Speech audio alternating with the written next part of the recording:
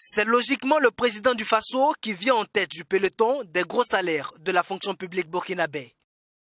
Son salaire mensuel brut est estimé à 2 500 000 francs CFA, dont 1 500 000 francs comme salaire de base et 1 million de francs CFA d'indemnité de représentation. Dans ce classement, l'on s'attendrait méthodiquement à ce que suivent le chef du gouvernement et ses ministres, ou même les présidents d'institutions, mais erreur. Après le chef de l'État, les mieux rémunérés sont les magistrats. Leur salaire mensuel brut est de l'ordre de 887 842 000 francs CFA pour un débutant et 2 820 148 francs CFA en fonction de l'ancienneté. Une grille de rémunération qui fait suite à leur nouveau barème de solde et régime indemnitaire entré en vigueur en 2016. On a tous dit que c'était une erreur.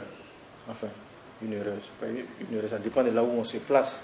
À partir du moment où c'était un accord négocié, de parti à parti, donc au nom de la continuité de l'État, le gouvernement a décidé de mettre en œuvre. Maintenant, on a vu la suite des événements où chacun voulait effectivement améliorer ses conditions. Et peut-être que c'est le péché originel, comme disent certaines personnes. Après les magistrats, le Premier ministre et les présidents d'institutions partagent la troisième place avec un salaire brut de 2 308 000 francs CFA. Juste après ces hautes personnalités, il y a le ministre d'État, 1 205 000 francs CFA. Les ministres délégués et les secrétaires d'État touchent 1 115 000 francs CFA.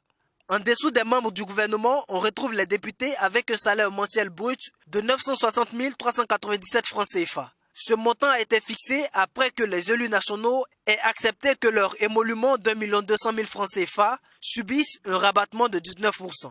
Un exemple qui devrait inspirer les hautes personnalités de l'État selon l'économiste du Faso, dans un contexte où il est plus que jamais question d'harmoniser les salaires des agents de la fonction publique pour corriger des injustices.